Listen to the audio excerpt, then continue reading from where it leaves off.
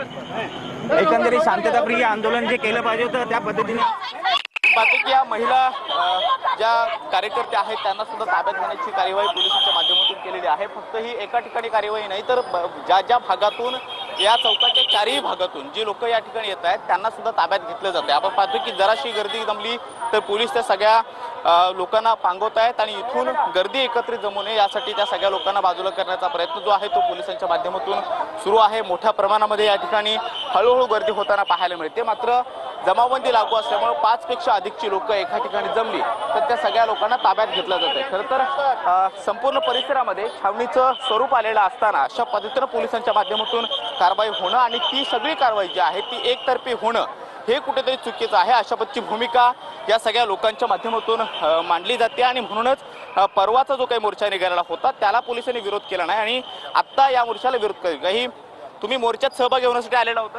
हो। काय म्हणणं आहे आता पोलीस सगळ्यांना ताब्यात घेतायत कार्यवाही करतायत परवा जो मोर्चा निघाला त्याला पोलिसांनी विरोध केला हे काय चाललंय परवा यांचा मोर्चा आला तर काय पोलीस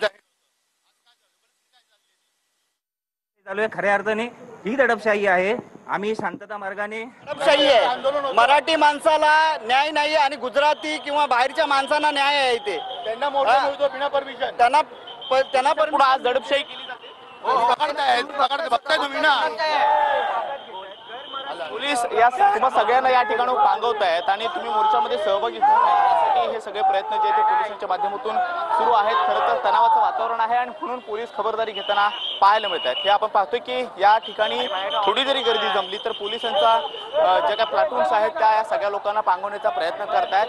मुळात हा मोर्चा होऊ नये यासाठी पोलिसांनी विशेष खबरदारी सुरुवातीपासून घेतलेली होती। अगदी मध्यरात्रीपासून अविनाश जाधव यांना ताब्यात घेण्याची प्रक्रिया झाल्यानंतरच जे जे महत्त्वाचे लोक आहेत त्या सगळ्यांना बाजूला करण्यात आलेलं होतं।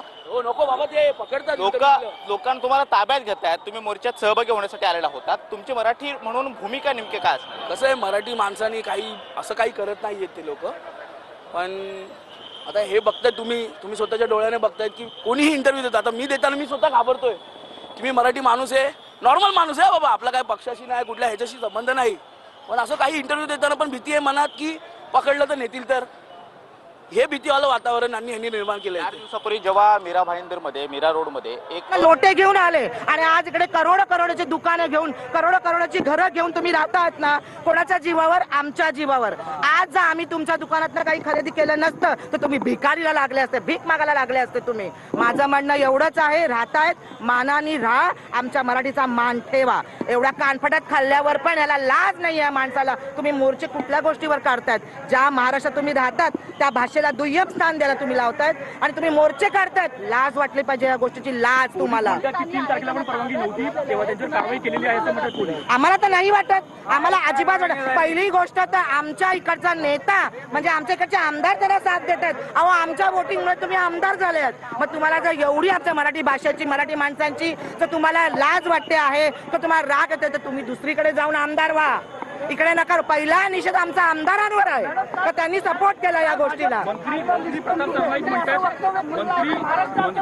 म्हणतात मी आधी मराठी माणूस आहे मग आमदार आहे मग मंत्री आहे। मग मराठी माणूस तुम्ही आधी आहे तर तुमची अस्मिता गेली कुठे? मराठी माणसाची कुठे गेला? तुमचा स्वाभिमान कुठे गेला भाषेचा? माझं म्हणणं एवढंच आहे, भाषेचा मान ठेवा। आम्ही कोणालाही काही बोलत नाही। आज इतके वर्ष राहतायत ना परप्रांतीय लोक, धंदा करतायत ना, मग आमचं आतापर्यंत काही झालं नाही। आत्ताच का? कारण की आमच्या अस्मितेवर आता आमचा पेपर झालेला आहे। आम्ही आता सोडणार नाही। न्या आम्हाला काय करणार आहात तुम्ही? जेलमध्ये टाकाल, FIR करा, आणखी काय करा? अरे ऑलरेडी आमच्यावर FIR आहेत, आमच्यावर आहे।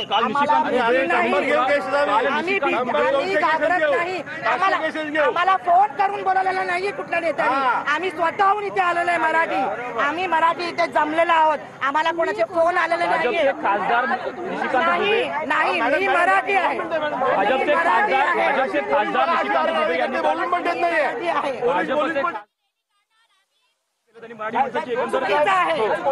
त्यांच्या वक्तव्यावर तुम्ही हे नाही करा। पाहतो हे पोलीस जे आहेत ते या ठिकाणी सगळी